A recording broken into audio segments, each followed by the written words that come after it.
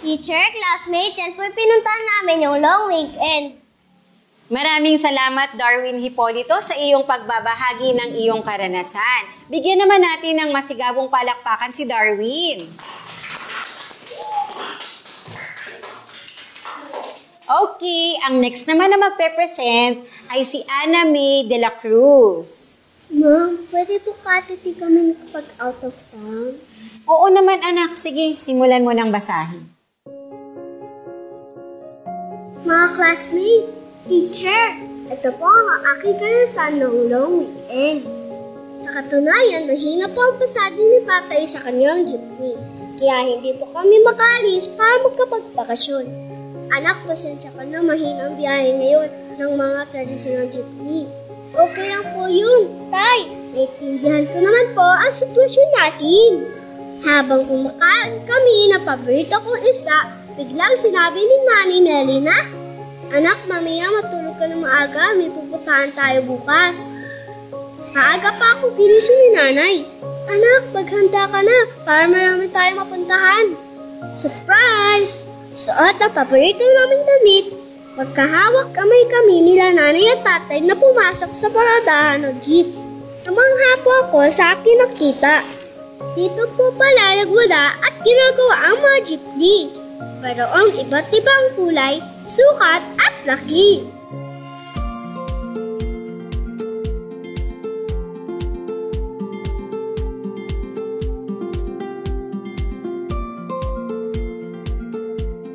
Bawat daan po pala rito ay puno-puno na kasaysayan, mayroong kwentong nilalaman.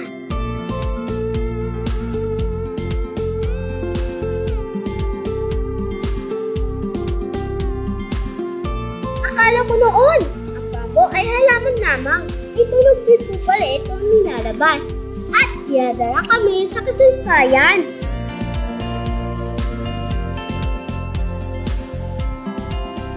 Nawid din namin ang nakaraan patungo sa kasalukuyan. Ilan na lamang ang naiwan at ang iba naman ay makikita na lang sa larawan. Ngunit nananatili pa rin buhay at pagmamahal at dedikasyon na inalay.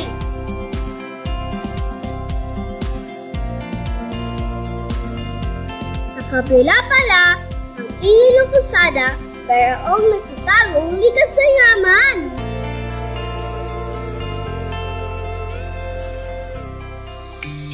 Sumunod naman ang nature church. Nakakamaha na ang kisame niya ay gawa sa anahaw.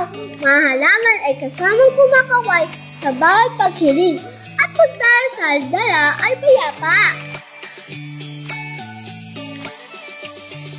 Si Nanay at Tatay, pinili ang aking paboritong pagkain, mga makukuling na kakanin. Mahabang araw ng aming paglilibot, marami po ako napuntahan kasi ang magkapaglaro at maraming natutunan. Anak, pasiyo ka ba? Apa, Nanay, Tatay, thank you po. Tara anak, mag-picture tayo. Akala ko po noon ang pagbabakasyon ay kailangan magtungo sa malayong lugar. Di pala kailangan sumakay ng aeroplano o ng barko. Di kailangan maging mag-arbo basta sama-samang pamilya. Classmate, teacher, yan po ang aming pinuntahan ng long weekend. Palakpakan naman natin si Ana May sa kanyang pagbabahagi ng kanyang karanasan noong long weekend. Tama sa kanyang sinabi si Ana May, class. Napakahalaga na inyong maintindihan na ang simpleng kasiyahan ay nagmumula sa mga simpleng bagay at ang paglilibot sa iba't ibang lugar ay magsisimula sa ating tahanan. Muli, bigyan natin ng masigabong palakpakan si Ana May.